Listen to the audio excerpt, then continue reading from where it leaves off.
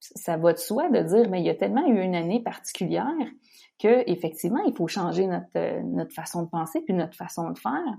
Et puis pour ça, ben moi, ce que j'aime bien garder en tête, c'est de moins s'attacher au comment. Tu sais, d'être moins dans comment je vais faire, comment mes objectifs.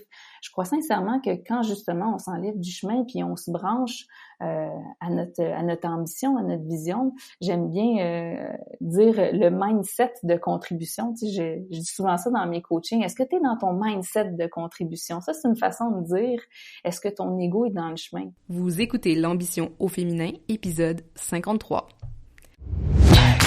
Mon nom est Tatiana Saint-Louis et j'anime l'ambition au féminin, un podcast pour toutes les femmes pleines de vision, de talent et de drive qui désirent redéfinir le succès selon leurs termes et leurs conditions. Chaque semaine, j'explore seule ou en présence d'invités les thèmes entourant la réussite professionnelle et personnelle.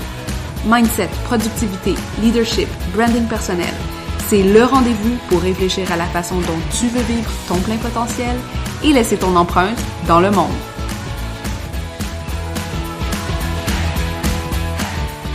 Salut les ambitieuses, comment ça va aujourd'hui? Bienvenue dans un nouvel épisode de l'ambition au féminin. Je suis contente de vous retrouver. Novembre, journée grisonnante qui suit des journées que dont je me rappellerai probablement toute ma vie parce que j'ai jamais vu ça, une température comme ça, un été indien aussi tardif comme ça ici. Au Québec, on a eu des températures dans les 20-25 degrés. Je voulais juste le souligner pour me remémorer à jamais cette période un peu... Bref, dans une année qui est unique, on va le dire, à elle-même.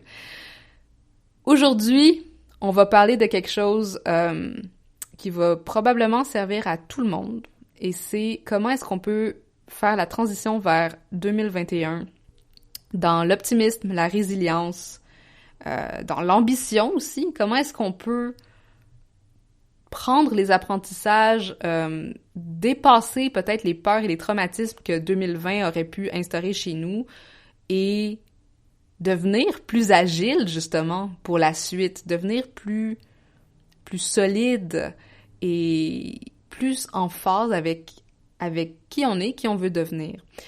Pour parler du sujet, j'ai invité une femme avec qui j'ai commencé à échanger il y a quelques mois déjà et avec qui j'ai senti un fit philosophique, un fit idéologique vraiment aligné. Il s'agit de Marie-Ève Michaud qui accompagne les entrepreneurs, les leaders et les coachs qui ont à cœur de contribuer positivement à atteindre leur prochain niveau de performance et d'impact grâce à ce qu'elle appelle la performance intentionnelle. Et ce qu'elle veut créer avec ses clients, c'est vraiment des résultats durables et riches de sens. Alors, avec Marie-Ève, on a eu une conversation absolument fascinante sur comment est-ce qu'on peut approcher cette tâche, dans le fond, de projection, cette tâche de bilan qui vient naturellement, généralement à la fin de l'année et qu'on prend peut-être parfois d'un côté un peu plus négatif, mais pas nécessairement négatif, mais dans le fond, des fois, ça fait peur au monde de faire leur bilan, surtout cette année, encore plus, peut-être que ça peut venir susciter certaines angoisses par rapport au futur et aussi des pensées négatives par rapport à, justement, ce qui aurait pu se passer à travers 2020, puis là, je pense à des gens qui auraient perdu leur emploi, des gens qui ont perdu beaucoup de clientèle, qui ont dû se réinventer ou des choses comme ça, ou parallèlement qui ont eu un coup de chance peut-être qu'ils n'auraient jamais espéré, puis que là ça a complètement tourné le gouvernail pour leur vie, pour leur business. Donc comment est-ce qu'on fait pour passer à travers? Comment est-ce qu'on fait pour ressortir les grands apprentissages de ça? Puis aussi rester dans notre vision, rester dans un mindset propice à regarder vers le futur. Alors, sans plus attendre, je vous laisse avec Marie-Ève Michaud. Salut Marie-Ève, bienvenue sur l'ambition au féminin. Je suis super contente que tu aies accepté mon invitation. C'est toujours un honneur d'avoir des invités de qualité comme toi sur le show. J'espère que tu vas bien. Oui, merci à toi. C'est vraiment un grand privilège de pouvoir échanger avec toi puis avec ta communauté. Alors, j'ai bien hâte qu'on ait cette conversation.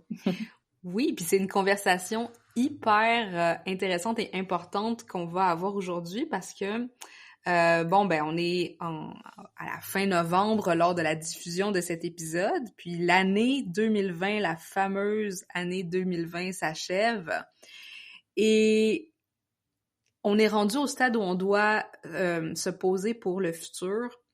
Puis je voulais justement qu'on discute ensemble de comment le faire d'une façon à la fois optimiste, résiliente, sans pourtant empiéter sur nos ambitions, sur notre vision.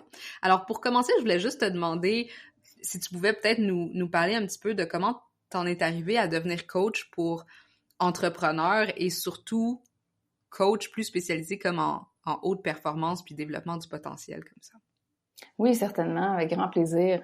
En fait, moi, j'ai vraiment eu une carrière pendant plus de 10 ans dans des agences, plutôt en marketing, en communication, puis j'étais vraiment à la tête de tout ce qui était très stratégique et je me suis spécialisée dans le numérique.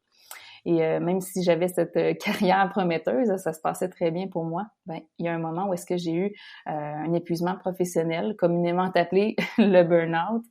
Et rapidement, ben j'ai réalisé qu'il fallait que j'écoute mon corps si je voulais que je puisse réaliser finalement tous les projets ambitieux que j'avais dans ma tête. Et entre autres ça, pouvoir mettre mes limites, savoir dire non. Donc, beaucoup d'apprentissage sur le chemin. Et l'autre chose aussi que j'ai réalisé, ben mon travail prenait beaucoup de place et je devais revenir finalement à l'essentiel pour avoir une vie professionnelle et personnelle qui est riche de sens. Donc, il y a tout un parcours intérieur, si je peux dire ça, qui s'est entamé depuis cet épuisement professionnel. Et puis, j'ai toujours aimé beaucoup me développer, autant professionnellement que personnellement. Et un jour, j'ai une amie qui, tout bonnement, m'a dirigée vers une formation en lien avec le coaching, mais c'est vraiment la base de la PNL, là, ce qu'on connaît, la programmation neuro-linguistique. Donc, elle m'a dit, il me semble que ça te ressemble, je te verrai. C'était un 3 jours, c'était un long week-end. Et puis, je me suis lancée, j'ai adoré. Et je suis jamais repartie. Donc, c'était pas conscientisé là que j'allais devenir coach, mais quand je suis arrivée dans ce parcours-là, j'ai découvert à quel point c'était bon de savoir que je pouvais avoir un impact positif dans la vie des autres. Donc, c'est une des choses que j'ai réalisé, que finalement, ben ce que je faisais, peu importe si je savais ou non l'impact que j'avais, mais j'en avais un. Donc ça, c'était une grande réalisation et c'est ce qui m'a amené justement à travailler avec des entrepreneurs, avec des personnes à assez haut niveau pour vraiment les aider à voir c'est quoi eux l'impact qu'ils veulent avoir quand ils activent leur courage, puis quand ils croient en leur rêve justement, ben de les aider à finalement à augmenter leur performance, leur niveau d'impact pour que ce soit durable. Donc, c'est un peu ce qui m'a amené aujourd'hui à faire ce que je fais. Cool.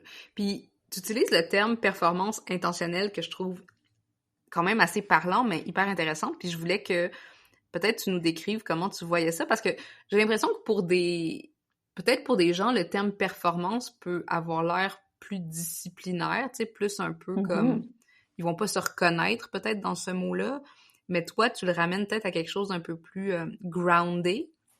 Comment tu vois ça, la définition de performance? En fait, moi, ce terme-là, j'ai été vraiment un peu en amour-haine depuis longtemps, d'être performante, d'être dans la performance. Puis effectivement, pris toute seule, ben on peut lui accorder n'importe quelle signification. Puis au final, ben après avoir moi-même fait un cheminement par rapport à qu'est-ce que ça veut dire finalement être performante, ben ma vision de la performance aujourd'hui est un peu différente et j'ai décidé vraiment consciemment de l'utiliser pour justement amener la discussion autour de ce terme-là. Donc l'idée c'est pas de dire on parle plus de performance, c'est un peu l'éléphant dans la pièce là, c'est là les entreprises veulent être performantes, les individus aussi. Donc comment on l'aborde d'une façon qui va être saine. Alors, j'aime bien parler d'autres performances, mais le terme que j'affectionne particulièrement, qui est propre à finalement mon brand à moi, c'est la performance intentionnelle. Puis, ce qui est particulier, c'est que j'aide justement les gens, entre autres mes clients, à définir qu'est-ce que ça veut dire pour eux. Parce qu'au final, on a tous nos propres critères. Comment je le sais, moi, que je suis dans une performance qui est saine, qui va être durable et qui fait du sens pour moi. Donc, c'est des paramètres que je vois avec mes clients. Mais au final, on a tous notre propre définition, puis c'est ce qui est le plus important, c'est de la connaître et d'aligner autant notre tête que notre cœur, que nos émotions, nos pensées. Donc, on est infiniment complexe, mais en même temps, ça peut être plutôt simple de savoir activer les bons leviers à l'intérieur. Donc, c'est un peu ça que je vois, là. C'est ça, c'est très ancré dans la connaissance de soi, mais aussi assumer tes propres ambitions puis la propre vision que tu as aussi de la réussite et du succès.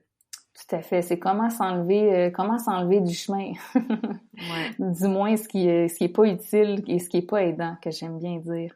Puis c'est un super beau pont vers la conversation d'aujourd'hui parce que vu qu'on est dans plus la planification et dans la vision justement, je pense que le concept de performance a toute sa place. Surtout, bon, tout le monde dit ok, il y a eu un avant 2020 puis un après 2020 à cause de tout ce qui s'est passé naturellement avec la pandémie, puis beaucoup de personnes ont perdu leur emploi, des clients. Il y a d'autres gens qui ont vu leur entreprise croître comme jamais. Tu sais, ça a vraiment brassé les cartes, on peut dire. Là. Ça a comme chamboulé un peu le statu quo. Mais ça a fragilisé ou rendu instable un peu nous tous, là, qu'on le veuille ou non. Fait que comment toi t'approcherais ta préparation 2021 pour garder en tête, tu sais, cette idée de performance intentionnelle et surtout de pas tomber peut-être dans la peur ou dans le traumatisme qu'on aurait pu peut-être vivre à travers 2020? Ouais, tout à fait. Je suis très consciente qu'on a tous une réalité qui est très différente, tout dépendant si on a une entreprise, si on a des enfants, est-ce que nos parents sont près de nous, est-ce qu'ils sont sur un autre continent. Il y a tellement de paramètres qui font en sorte qu'on a une réalité qui est extrêmement différente. Puis ce qui va faire toute la différence, selon moi, c'est vraiment l'état d'esprit dans lequel on va aborder cette transition-là. Donc, dans quel mindset on va l'aborder. Puis, un élément que je trouve intéressant de garder en tête, c'est que c'est une transition. Donc, c'est un cycle. Puis, au final, tout est un cycle. Donc, c'est de garder en tête qu'on en a eu d'autres transitions avant. On va en avoir d'autres aussi dans le futur. Et puis, on a déjà toutes les ressources. Moi, j'aime penser que tout ce qui nous arrive est là pour une raison. Et surtout, si ça nous arrive, c'est parce qu'on est capable de le surmonter. Donc ça, quand on a cette croyance-là, ça nous amène dans une grande puissance, dans notre zone de pouvoir. Puis aussi, c'est de revenir, je dirais, au moment présent. Dans la mesure que quand on aborde le thème de la peur, elle est nécessairement dans le futur. C'est quelque chose qu'on contrôle pas. Hein. Des fois, on aimerait contrôler, mais quand on contrôle pas quelque chose, ça peut nous amener une certaine anxiété. Par contre, quand on revient dans le moment présent, ben, on a beaucoup plus de pouvoir à ce moment-là. Donc, c'est de garder en tête que ce muscle-là, d'être dans le présent, on peut aussi l'entraîner au quotidien. Donc, c'est pas du jour au lendemain qu'on va réussir à sortir de certaines peurs. En ce moment, peut-être que certaines peurs ont été accentuées de par les événements de la dernière année. Mais c'est un processus interne qui, une fois qu'on connaît un petit peu notre chemin intérieur, si je peux dire ça comme ça, quand on met en lumière les fameux patterns, parce que au final, c'est vraiment ce qu'on croit. Donc, c'est pour ça que je parle de mindset. Ce qu'on croit va teinter nos pensées. Nos pensées, elles, évidemment, vont teinter nos actions. Et puis, au final, ben, ça va se refléter dans nos émotions. Puis ça se loge aussi dans le corps. Puis si on laisse ça loger dans le corps, ben c'est aussi à ce moment-là où est-ce qu'on n'est pas confortable. Donc là, il faut apprendre à voir c'est quoi ce chemin-là. On a tous notre propre chemin. Comment je me sens, comment je pense et comment j'agis, tout est interrelié. Donc moi, j'invite vraiment les gens à prendre un pas de recul. Puis, tu sais, ce que j'aimerais ajouter, Tatiana, c'est arrêter de se prendre aussi trop au sérieux, tu sais, dans la mesure où est-ce que, un peu comme en méditation, nos pensées, c'est-à-dire nos peurs, on ferme nos yeux puis on les voit un petit peu comme quand on regarde le ciel. Quand on regarde le ciel, on voit il y a des nuages qui passent. Et puis, on les voit, ils passent, puis c'est intéressant, on les observe, mais c'est la même chose avec les peurs. C'est d'apprendre à se détacher de ces peurs-là, puis à revenir tranquillement dans et si je ne suis pas cette peur-là, qu'est-ce que ça permet finalement? Mm-hmm. C'est sûr que c'est plus facile à dire qu'à faire. Moi, j'aime bien penser que on est toujours en train de se préparer. Hein? C'est un peu comme quand on va aux Olympiques. Mm-hmm. On se prépare un petit peu tous les jours pour les événements qui nous arrivent, qu'ils soient heureux ou moins heureux. Alors, c'est vraiment un petit peu l'orientation que j'y donnerais. Ouais. Ouais, ça me fait penser à la fameuse phrase je pense que c'est Sheryl Sandberg qui disait, je sais pas si ça vient de son livre Lean In, mais tu sais, what would you do if you weren't afraid? Genre, tu sais, comme, qu'est-ce que tu serais en train de faire si t'avais pas la peur que t'as aujourd'hui, tu sais? Puis, je pense que c'est un bon, une belle position à avoir quand on met en place notre vision pour nous-mêmes, tu sais. Puis, t'aurais-tu peut-être des conseils pour ou comment tu le fais pour toi-même, je sais pas, pour voir assez grand, tu sais, parce que je pense que la plupart des gens, ils veulent pas être irréalistes, ils veulent prendre en considération tu sais, comme le contexte, puis des choses comme ça, puis ils veulent pas se donner des objectifs irréalisables pour, je sais pas si c'est parce qu'ils veulent pas être déçus ou parce que ça sert à rien, mais tu sais, est-ce que toi tu sais, comment tu entends, mettons, un processus de vision comme ça? En fait, ce que j'entends dans ta question, c'est on a tellement eu une année incertaine, hein? Comment on fait pour l'année prochaine? Parce qu'effectivement, tu sais, j'échange avec d'autres entrepreneurs, avec mes clients, puis on se dit, mais ça peut tellement changer rapidement, donc comment je fais finalement pour planifier? Mais je pense que ça va de soi de dire, mais il y a tellement eu une année particulière que effectivement, il faut changer notre façon de penser puis notre façon de faire. Et puis pour ça, moi, ce que j'aime bien garder en tête, c'est de moins s'attacher au comment. D'être moins dans comment je vais faire, comment mes objectifs. Je crois sincèrement que quand justement on s'enlève du chemin puis on se branche à notre ambition, à notre vision, j'aime bien dire le mindset de contribution. Tu sais, je dis souvent ça dans mes coachings. Est-ce que tu es dans ton mindset de contribution? Ça, c'est une façon de dire est-ce que ton ego est dans le chemin? Parce que quand on est dans le comment, on est nécessairement en train de réfléchir, on est dans notre tête, on essaie de trouver des solutions et ça fait partie je dis pas de mettre ça de côté puis de l'oublier. Par contre, dans une situation aussi exceptionnelle, c'est de se dire comment je peux m'allier, tu sais, vraiment m'aligner, si on veut, à ma vision, à la contribution que je veux avoir et de laisser émerger finalement la façon de le faire, à la limite en co-création. Par exemple, avec sa communauté, avec ses clients. Donc, c'est le principe de dire, j'ai pas toutes les réponses. Donc, d'être dans l'humilité de dire, je sais où est-ce que je m'en vais, je sais sur quelle valeur je m'appuie, je sais qui je suis. Et quand j'assume ça, puis je le mets de l'avant et que je reste ouverte, les possibilités vont se présenter sur le chemin, puis je vais le savoir. C'est une question aussi de repère intérieur. Parce que quand il y a différentes opportunités qui se présentent, quand on est trop dans notre tête, on pèse les pour les contre, on n'est pas sûr, on a peur. Mais quand on descend ça dans le corps, là, il y a une partie de nous qui le sait. Il faut faire confiance, je pense, aussi à l'intelligence de notre corps, à nos émotions. Puis d'être, comme je le disais, dans l'ouverture puis dans la curiosité de dire et si je ne savais pas comment, mais que je savais pourquoi et que je me branchais à ça, qu'est-ce que ça viendrait changer? Parce que Mhm. effectivement, de vouloir faire des plans 5 ans, là, on se rend bien compte que ça fonctionne plus, là. Il faut repenser notre façon de le faire. Ouais, c'est super pertinent ce que tu dis. Puis j'avais l'épisode 51 que j'avais enregistré qui s'appelait, je me rappelle plus du titre, mais c'était sur l'optionnalité, tu sais, sur le fait de d'avoir comme objectif en tant qu'entrepreneur ou en tant que personne une certaine agilité, tu sais, qui vient aussi avec son lot de créativité, son lot d'écoute, son lot d'intuition.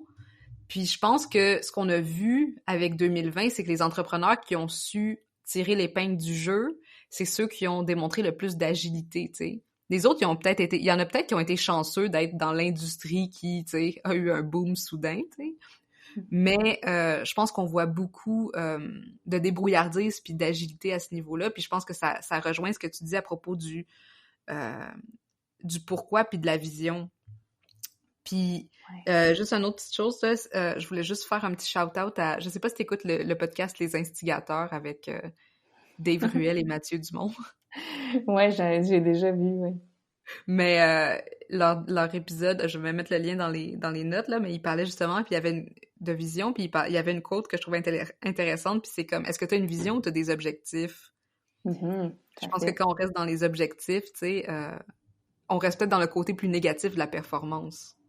Oui, puis c'est le lien aussi avec tu sais, si on est plus dans un vocabulaire affaires professionnel, la tactique ou la stratégie. Donc, la tactique, tu sais, je suis en train de créer, tu sais, je donne un exemple, je suis en train de créer des contenus, puis je crée des contenus, ouais, mais ça va, tu sais, puis toi, t'es la meilleure personne pour en parler, tu sais, mais ça va être sur quelle plateforme, ça va être pourquoi, est-ce que ta clientèle idéale, est-ce qu'elle est sur cette plateforme-là? Donc, c'est vraiment de prendre un pas de recul.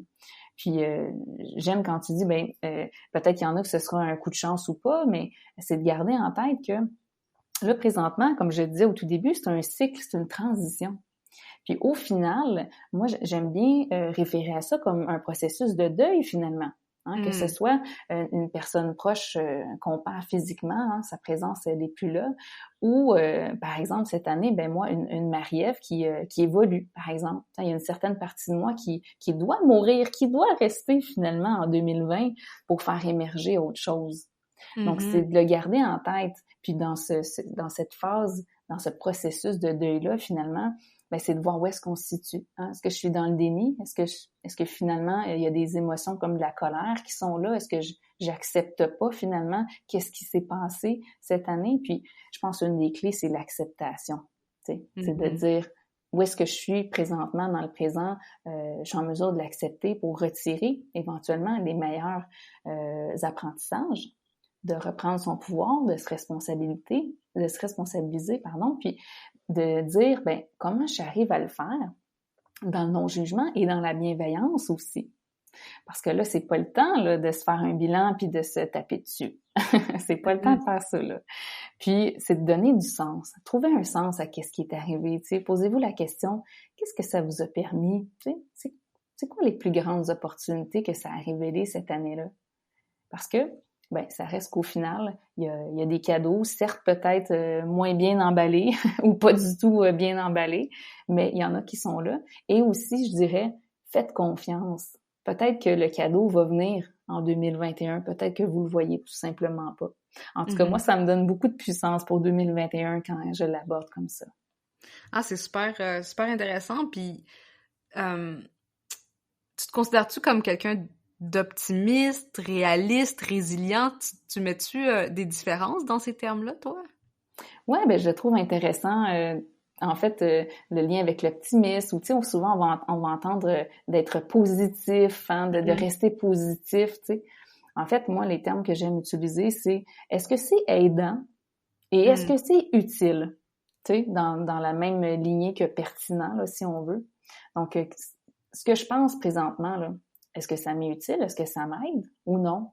Parce que peut-être que pour quelqu'un, si je pense XY, l'autre va dire « Ah non, écoute, moi j'ai fait ça ou j'ai pensé de telle façon, ça n'a pas été, c'était pas bon, on va pas par là, ça m'a amené un échec. » Mais peut-être que pour moi, ce statut de ma vie, c'est parfait. Donc, l'important, c'est de voir, justement, de dire, ben qu'est-ce qui me parle? C'est quoi mes points de repère? Comment moi j'ai envie de le faire? Comment j'ai envie d'amener mon entreprise au prochain niveau? Peu importe ce que ça veut dire. Donc, c'est intéressant de le garder en tête parce qu'effectivement, certains peuvent parler de pensée magique aussi. De dire, tu sais, ou des pelleteaux de nuages. Il y a plein de croyances qui peuvent être pas très aidantes quand on y pense, le lien avec l'optimiste. Moi, je pense que l'important, c'est de voir comment ça nous parle. Puis c'est parce qu'un mot, finalement, là, c'est une structure de surface. C'est un mot. L'important, c'est la signification qu'on y accorde. Donc, si pour moi, optimiste, ça veut dire que je crois sincèrement que j'ai tous les ressources l'année prochaine pour faire face à n'importe quel défi. Et si je crois ne pas être en mesure de le faire par moi-même, d'aller chercher de l'aide, si ça, pour les gens, c'est d'être optimiste, je vais dire oui, je vais l'accepter. Mm-hmm. Ouais, puis j'aime beaucoup ce terme aidant et en lien avec la utile, ouais. Puis effectivement, tu sais, même moi quand je travaille, c'est ça, comme tu l'as dit, le contenu, on doit absolument retourner dans le positionnement puis dans l'offre de service puis savoir, tu sais, est-ce que je suis en train de créer quelque chose juste parce que ça m'arrange ou parce que ça va avoir un impact dans la société ou peu importe. Puis est-ce que tu dirais que, mettons, pour faire parce que là, bon, on va rester quand même dans le traditionnel bilan versus, j'imagine, objectif. Est-ce que c'est comme ça que tu fonctionnes ou toi, t'as peut-être un autre mode de penser au futur ou de passer à travers ces transitions-là? Mm-hmm. Mais c'est sûr que pour moi, il y a un concept que je garde toujours en tête, c'est jamais un ou l'autre, c'est toujours et. Hein, est-ce que je fais un bilan ou est-ce que j'en fais pas? Je pense que c'est de le faire. Je pense que c'est la façon de le faire et c'est surtout d'où est-ce que ça part. Dans la mesure où est-ce que, tu sais, je pense que la chose la plus importante, j'en parlais au niveau du mindset, puis tu me dis si ça répond à ta question, mais dans l'idée de faire cette transition-là, est-ce que je fais un bilan, est-ce que j'en fais pas? Je dirais, il y a deux modes naturels quand on arrive en fin d'année. Le premier, c'est le mode que j'appelle analyse. Donc, l'analyse, on fait un bilan, on revient sur les expériences passées, sur nos accomplissements, et c'est super aidant parce que ça nous aide à ressortir les apprentissages et ça peut être génial parce qu'on est aussi dans la célébration en quelque part. Tu sais, il y a toujours des victoires, même si elles sont très petites, c'est de les relever. Mm-hmm. Et en même temps, ce mode analyse, c'est qu'il est dans le passé. Donc, si on est trop dans le passé, tout dépendant de l'angle qu'on va le prendre, on peut tomber aussi dans les regrets. Puis le but, c'est, comme je disais, c'est pas de se taper dessus. Donc, ça va être de voir dans ce mode analyse, c'est quoi qui est pertinent pour nous, autant dans notre vie personnelle que dans notre vie professionnelle, parce que tout est interrelié. Mm-hmm. Donc ça, c'est le premier mode qui est important, tu sais, je pense, d'amener pour la transition, qui est somme toute naturel pour tous. Puis le deuxième mode, c'est le mode projection. Donc là, la projection, elle, va vraiment passer en revue nos aspirations pour le futur. Puis ça nous permet évidemment de garder un certain focus, d'avoir une grande direction, de pas tomber justement dans le comment. Quand on sait pas trop où est-ce qu'on s'en va, on va se rallier à ce fameux pourquoi qu'on va souvent entendre.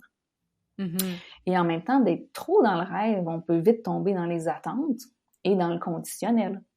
Donc, on ne sera jamais satisfait tant qu'on ne sera pas arrivé à tel milestone, qu'on aura atteint tel objectif. Donc, ça, c'est de faire attention.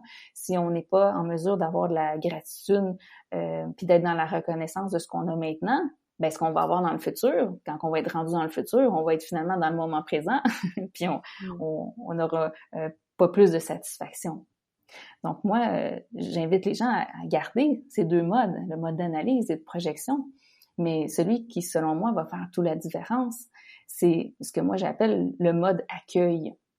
Puis le mode accueil, c'est de dire, aujourd'hui, là, si mon esprit, justement, va dans le passé, dans le mode analyse, et si elle va dans le futur, dans le mode projection, il y a tout de même un point commun qui est maintenant, moi, qui je suis.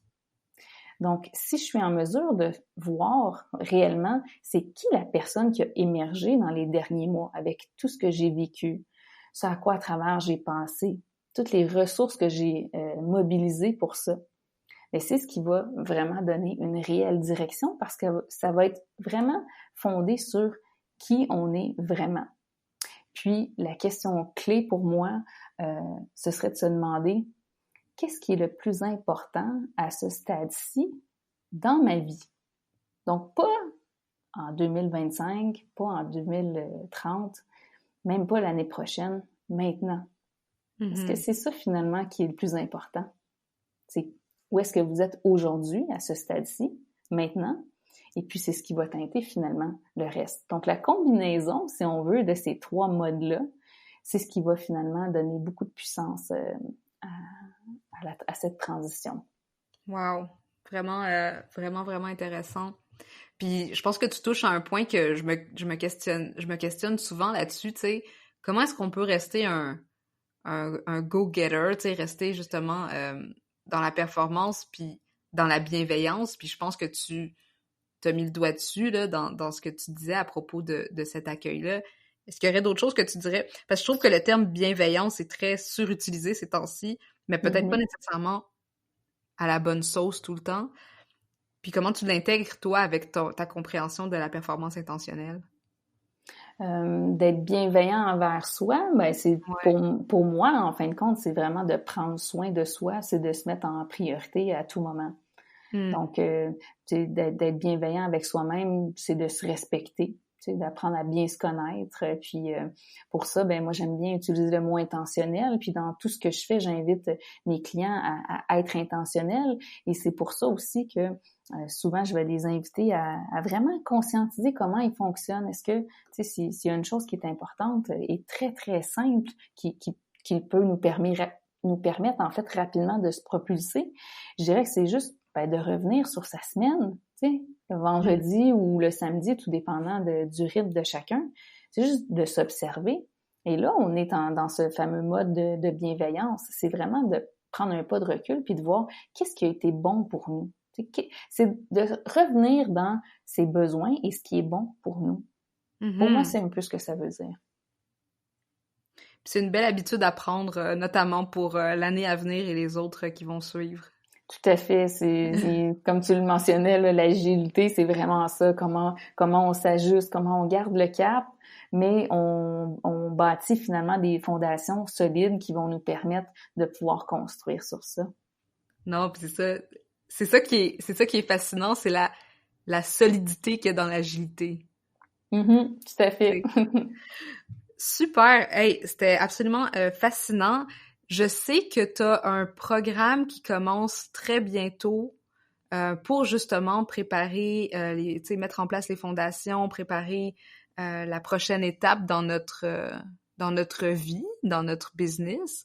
Peux-tu nous parler un petit peu de ce que t'as, de ce qui s'en vient dans le fond? Oui, avec grand plaisir. Ben, déjà, merci pour la super discussion en espérant que ça aura apporté de la clarté pour les auditeurs. Puis, ça me fera plaisir là, si les gens veulent entrer en communication pour poursuivre la discussion. Puis, effectivement, cette année, j'ai décidé de mettre sur pied le programme que j'ai appelé Fondation Ultime. C'est quelque chose que j'ai remarqué chez mes clients souvent. Il y a vraiment des éléments clés qui font en sorte que quand c'est là, dès le départ, ils peuvent gagner en puissance puis vraiment accélérer au niveau de leurs résultats, au niveau de leur entreprise. Donc, sachant ça, ben, j'ai développé une séquence un petit peu unique. Et comme je vois des résultats incroyables, ce que je me suis dit, c'est, ben, écoute, pour pouvoir justement augmenter mon impact, et puis aussi faire en sorte que ce soit un peu plus accessible.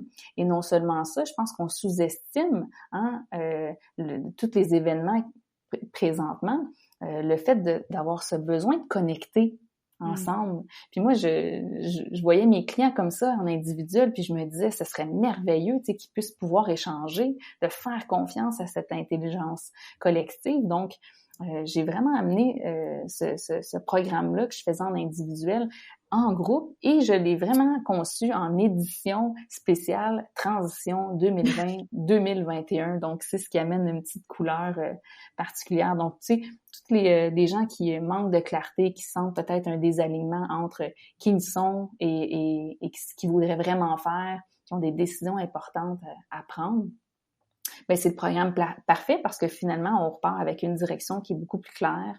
On solidifie évidemment son leadership et son mindset. Donc, si les gens que ça leur parle, ben c'est très simple, c'est juste d'entrer en communication avec moi. Puis l'important, ça va être de voir s'il y a un fit parce que c'est moi qui les accompagne tout au long, autant en coaching de groupe qu'individuel, puis de voir si c'est un programme qui est adapté pour eux. Nice. Ben je vais mettre les liens, comme d'habitude, je mets tout le temps les liens vers ce qu'on mentionne, les liens qu'on mentionne dans l'épisode. Donc, je mettrai le lien vers ton programme qui va débuter en décembre et qui va se poursuivre dans le début 2021. Donc, pour être accompagné à travers cette étape de transition-là par Marie-Ève, ce sera à travers ce programme qui s'appelle Fondation Ultime. Je m'en suis rappelée. Et je mettrai aussi les liens vers vers la façon de te contacter. C'est quoi la meilleure façon pour communiquer avec toi? Oui, sur LinkedIn, je pense que c'est une belle façon d'être en contact. Super. Bon, ben Marie-Ève, ce fut un énorme plaisir. Je te souhaite... je sais que c'est ce que tu vas mettre en place de toute façon, mais que du meilleur pour la fin de l'année et pour celles qui débutent. Et merci. Je sais qu'on va rester en contact à travers nos différents projets. Tout à fait. Tout à fait. Un grand merci encore. C'était un réel plaisir partagé et je t'en souhaite tout autant, peu importe ce que ça veut dire le succès pour toi, qu'il y en ait encore plus en 2021. Merci. Grand plaisir. Salut les ambitieuses! J'aimerais faire de ce podcast une plateforme d'échange et de réflexion autour de ce que ça veut dire être une femme et avoir du succès aujourd'hui. Si tu connais une femme dont le parcours inspirant aurait intérêt à être partagé, ou si toi-même pourrais nous outiller grâce à ton expertise ou ton expérience, rends-toi sur mtamar.com/invité pour m'envoyer les détails. Et finalement, profites-en pour t'abonner à ce podcast afin de manquer aucun des épisodes. Et si tu es dans un mode généreux, laisse-moi donc un 5 étoiles pour aider d'autres femmes comme toi à découvrir le podcast. À la prochaine!